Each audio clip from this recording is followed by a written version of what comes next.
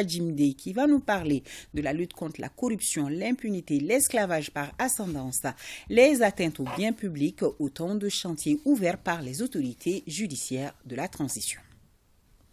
La réussite de la transition dépend en partie d'une bonne distribution de la justice.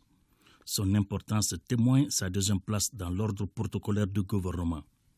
Conscient de ce rang, le département de la justice a ouvert de nouveaux chantiers pour mieux réprimer certaines infractions, simplifier certaines procédures, bref, à rapprocher davantage la justice des justiciables.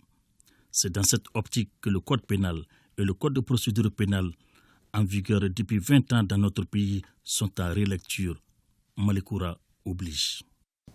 Il faut noter que dans ces deux textes-là, il y a la prise en compte de la responsabilité pénale des personnes morales, le renforcement des dispositions de lutte contre le terrorisme, contre le blanchiment des capitaux, contre la traite des personnes, les violences basées sur le genre, la prise en compte de l'esclavage par ascendance.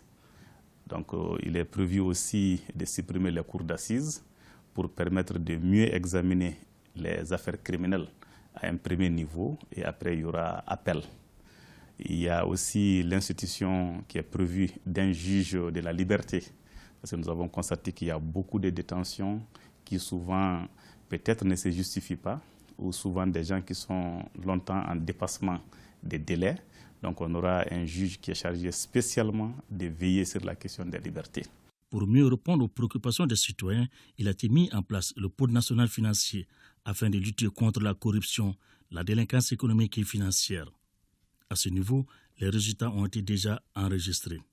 Ce texte a permis de créer un pôle unique à compétence nationale qui reprend les compétences des pôles de Bamako, Kayes et Mopti.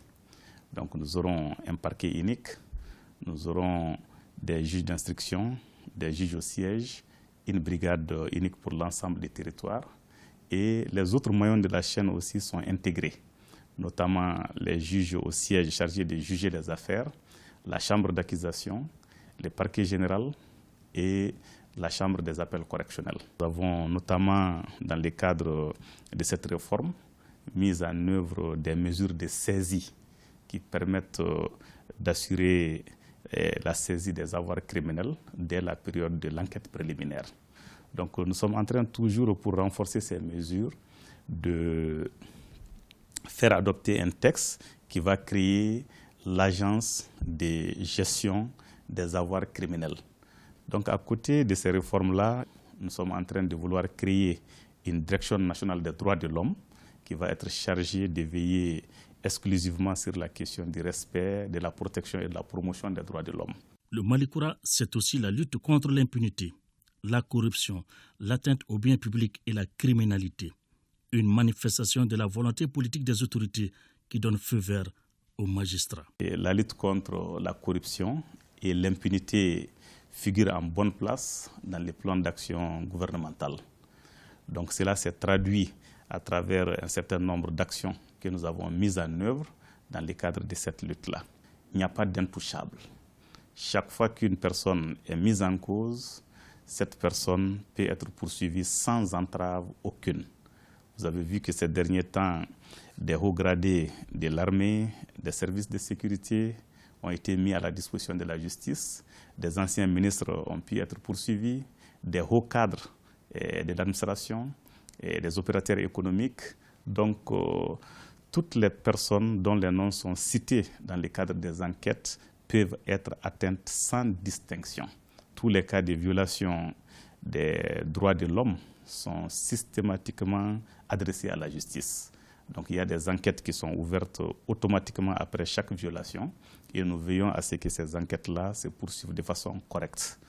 Je peux vous donner un exemple précis dans le cadre de la lutte contre l'esclavage par ascendance et dans la région des Kayes.